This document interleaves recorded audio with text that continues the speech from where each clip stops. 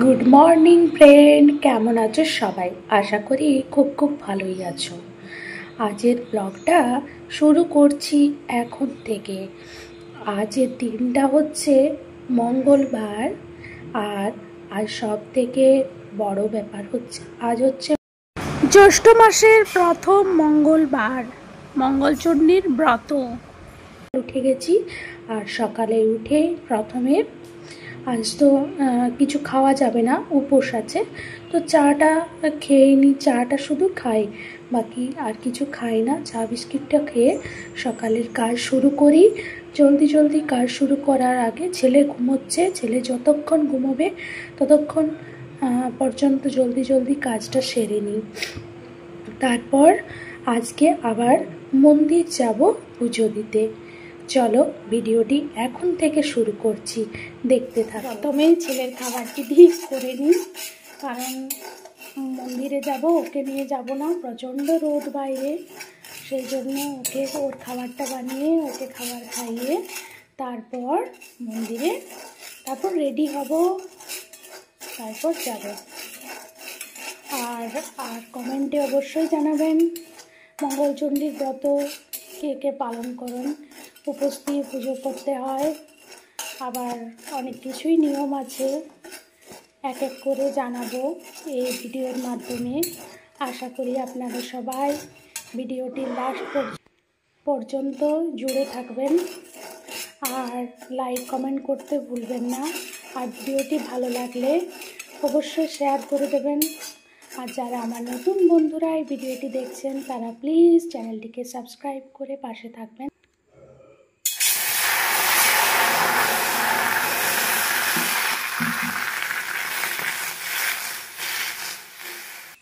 এবার খাবারটা খাইয়ে নিলে মনে হয় অনেক বড় কাজ কমপ্লিট হলো, কারণ বাচ্চা তো ও এখনই যদি খিদে পায় তো কান্নাকাটি শুরু করে দেবে।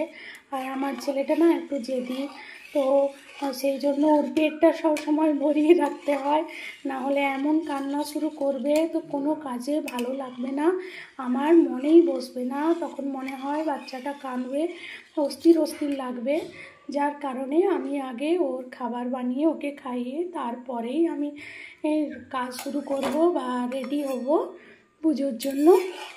না হলে আমারই ভালো লাগবে না, কোনো কিছুতে মনেই বসবে না, আর শুধু কান্নাকাটি করে যদি তাহলে বলুন ভালো লাগে? বাচ্চারা যত হাসি খুশি থাকে, খেলাধুলা করে, ততই ভালো লাগে মনটা। আর এই দেখুন আমার সোনা বাবা, ওর ঘুম ভেঙে গেছে কিন্তু শুয়ে আছে, ও ফ্রেশ হয়ে আছে। সকাল সকাল কি করছো সোনা?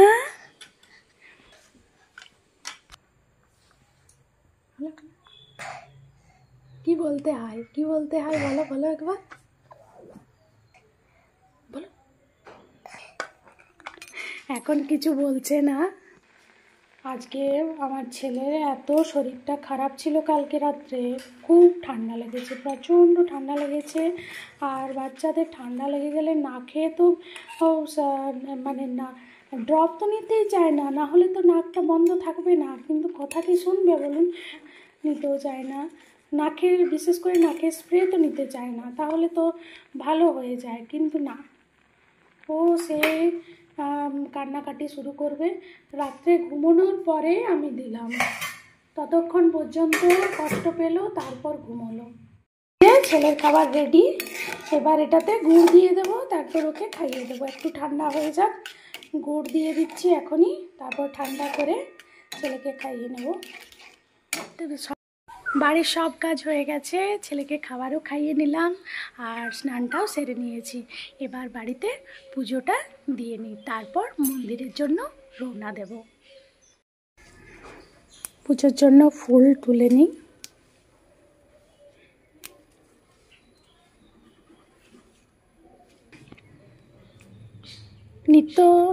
নিত্যদিনই পুজো করা হয় বাড়িতে, আমাদের নিত্য পুজোই হয়। তো বাড়িতে যে ফুল আছে আমাদের, সাদা ফুলের, এটাকে কি ফুল বলে আমার নামটা ঠিক মনে পড়ছে না, তবে এই ফুল দিয়েই আমি বাড়িতে ঠাকুরের পুজো দিই, আর সাথে জবা ফুলও আছে। তো প্রতিদিনের ফুলটা আমাদের বাড়িতেই পাওয়া যায়, বাইরে কোথাও যাওয়া হয় মানে যেতে হয় না। ফুলটা ভালোই ফোটে। এখন শীতকালে একটু কম ফোটে, তখন হয়তো বাইরে যেয়ে নিয়ে আসতে হয় ফুল। অন্য কোনো পাশাপাশি বাড়ির যে জেঠিমাদের আছে আমাদের, তো ওই জেঠিমাদের বাড়ি থেকে, ওদের অনেক ফুল গাছ, তো ওদের বাড়ি থেকে তখন নিয়ে আসতে হয়। কিন্তু এখন মোটামুটি ফুল ফোটে ভালো, তাই বাড়িতে নিত্যদিনের পুজোটা ভালোভাবে, তাই আর দেরি না করে পুজোটা আবার জলদি জলদি সেরে নিই। আর সত্যি বলতে কি, মন্দিরে পুজো দিতে যাব আর জলদি জলদি করে চলে যায় যদি, কিন্তু সেটাতে মনটা ভালো লাগে না। বাড়িতে ঠাকুরের আগে পুজো না দিয়ে মন্দিরে পুজো দিতে যদি যাই, তাহলে বেশ মনটা খারাপ লাগে। সেই জন্য বাড়িতে আগে পুজোটা সেরে নিই, তারপর যাব মন্দিরে পুজো দিতে।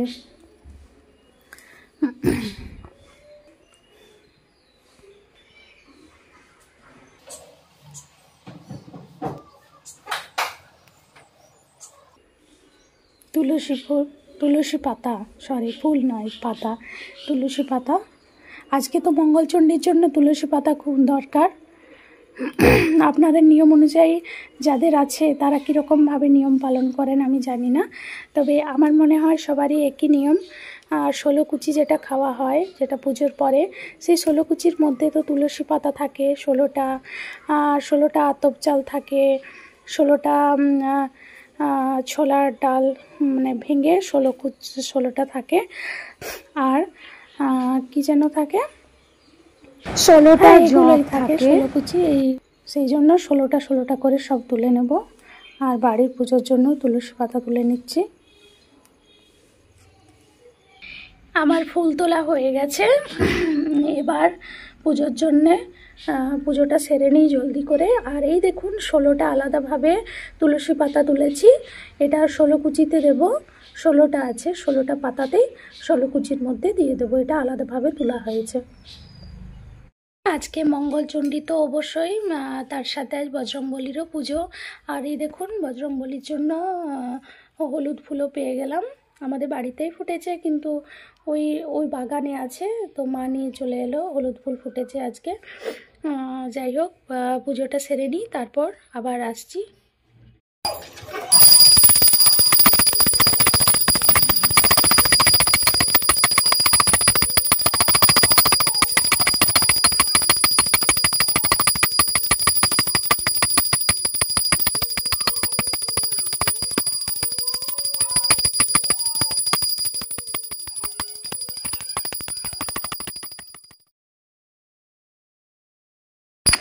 আমার পুজো দেওয়া কমপ্লিট হলো, এবার মন্দিরে যাব।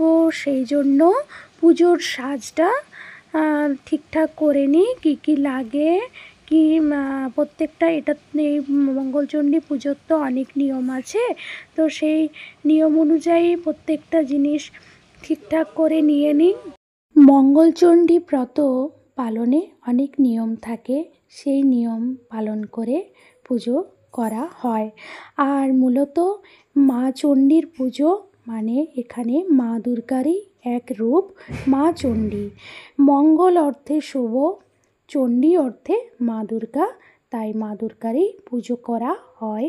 প্রত্যেক জ্যৈষ্ঠী মাসের এই 4টি মঙ্গলবারেই পুজো করা হয় মা মঙ্গলচণ্ডীর। তো এবছর 4টি মঙ্গলবার পড়েছে, কোনো বছর 5টি মঙ্গলবারও পড়ে। তো এই জ্যৈষ্ঠ মাসে প্রতি বছর মা মঙ্গলচণ্ডীর পুজো হয় প্রত্যেকটি মঙ্গলবারে। তো আমিও সেই ব্রত পালন করি, সেই হিসাবে আমিও মন্দিরে যাই। আর দেখুন কি কি লাগে, এই দেখুন আমি রেডি করছি, পুজোর আয়োজনটা করছি। মন্দিরে কি কি নিয়ে যাব মা চণ্ডীর পুজো দিতে। তো থালার মধ্যে নিয়ে নিলাম 16টা কাঁঠাল পাতা আর 16টা দূর্বা ঘাস, তার সাথে এই ছোট্ট বাটিটার মধ্যে নিলাম 16টা ভাঙা ছলা, ভেঙে ছলাটা আর কি 16টা গুনে গুনে নিচ্ছি। এইভাবেই আবার নিয়ে নিলাম 16টা জব, এই দেখুন আবার 16টা জব নিচ্ছি। এইভাবে গুনে গুনে নিতে হবে, একটাও কম বা বেশি হওয়া চলবে না।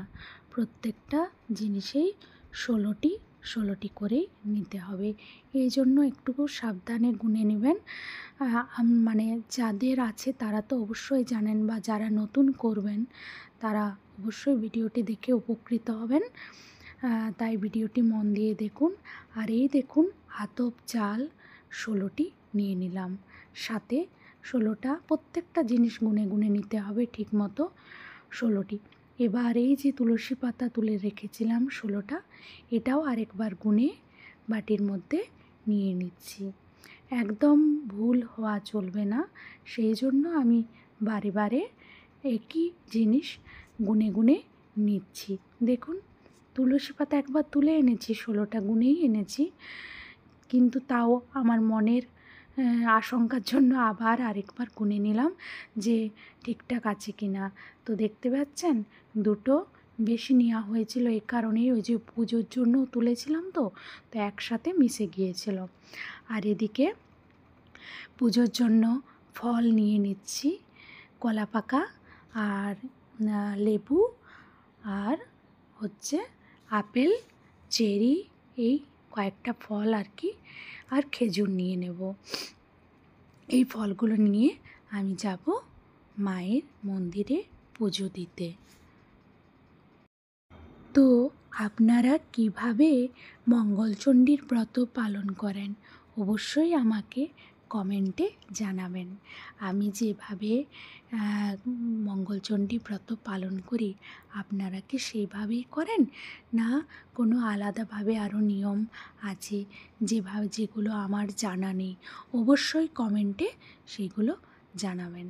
আর এই দেখুন 16টা যে দূর্বা ঘাস তুলে রেখেছিলাম, এটা একটা পানের খিলির মতো করে কাঁঠাল পাতা দিয়ে, এক্সট্রা কাঁঠাল পাতা আনা ছিল, সেই ভাবে নিয়ে নিলাম যাতে ঘাসটা এলোমেলো না হয়ে যায়। তাই 16টার 16টিই থাকে, মায়ের চরণে দিতে হবে তো সেই জন্য ঠিকঠাক করে বাড়ি থেকেই করে নিলাম। এবার দেখুন কী কী নিচ্ছি। এবার নিয়ে নেব গুড়। তো গুড়টি কিভাবে নেব দেখুন, পাতা দিয়ে আমি একটি বাটির মতো তৈরি করে নিচ্ছি। দেখুন কিভাবে বানালাম, এটা আমার মা শিখিয়ে দিচ্ছে সাইড থেকে, আমার কিন্তু এটা জানা ছিল না। আমার মা তো রেডি করতে পারবে না, যেহেতু মায়ের মঙ্গলচণ্ডী নেই, তো মা আমাকে আরেকটা পাতা দিয়ে দেখিয়ে দিল কিভাবে বানাচ্ছি, তো বানাতে হয়। তো আমি সেভাবে বানিয়ে নিয়ে ওটার মধ্যে গুড় নিয়ে নিলাম। এবার যে 16টি কাঁঠাল পাতা রেখেছিলাম এটা একটা গার্ডার দিয়ে একসাথে করে নিলাম যাতে ছড়িয়ে না যায়।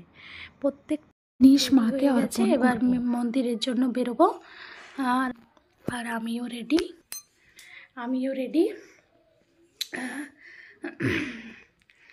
দেখুন মন্দিরে বেরোচ্ছি এবার। মন্দিরে যে আমি আবার দেখাচ্ছি। আমি এখন বাড়ি থেকে বেরিয়ে পড়েছি, আর এই দেখুন মন্দিরের রাস্তাতেই আছি, পৌঁছেই গেলাম। আমাদের বাড়ি থেকে হাঁটা পথ একদমই 5 থেকে 7 মিনিট লাগে। আমি বেরোনোর সময় আর ভিডিওটা করলাম না যে বেরোচ্ছি বলে। এই দেখুন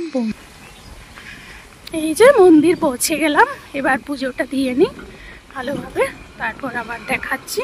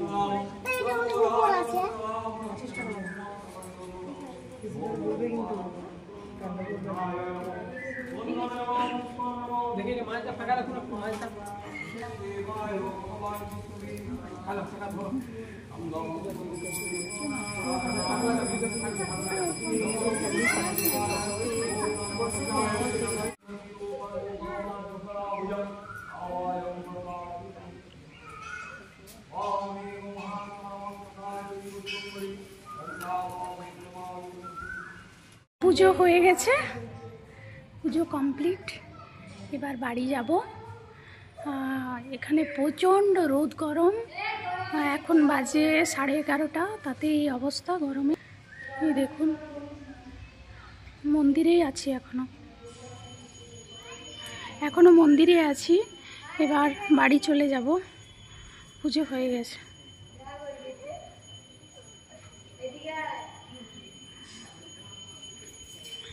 মহামায়া।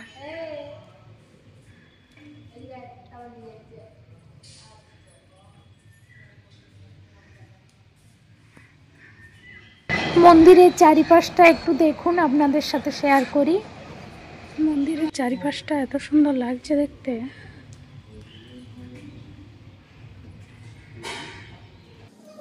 এবার তাহলে বাড়ি চলে যাই। অনেক রোদ, আর বেশি থাকা যাবে না।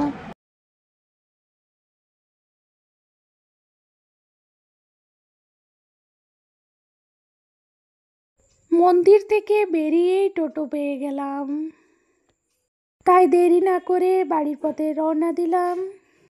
বাড়ি পৌঁছেও গেলাম, একদম সামনে, মন্দিরের সামনে। কিন্তু কি বলবো, এত রোদ না।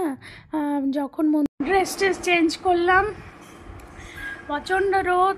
আর মন্দির থেকে যখন ফিরছি, একটা টোটো পেয়ে গেলাম ঠাকুরের কৃপায়, না হলে হাঁটতেই পারছিলাম না। তো এবার এসে একটুকু ষোলকুচি খেলাম। এসে পরে ষোলকুচি খেলাম, যেটা সব থেকে মেন, যেটার জন্য পুজো করা, মঙ্গলচণ্ডী মায়ের ষোলকুচি খেলাম। এরপর একটু শরবত খাচ্ছি।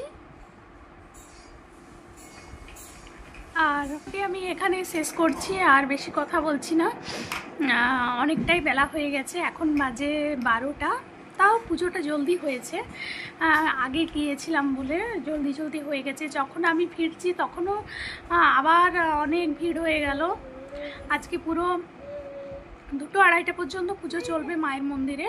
তো আমি ফার্স্টেই চলে গেছিলাম বলে হয়ে গেল। তো ভিডিওটা আমি এখানে শেষ করছি, সাথে শরবতের সাথেই শেষ করলাম। শরবত খেয়ে প্রচুর রোদ, দেখুন বাইরেটা দেখতেই পাচ্ছেন কীরকম অবস্থা। তাপপ্রবাহ বাড়ছে, বৃষ্টি তো হচ্ছে, কিন্তু তাপপ্রবাহ প্রচুর।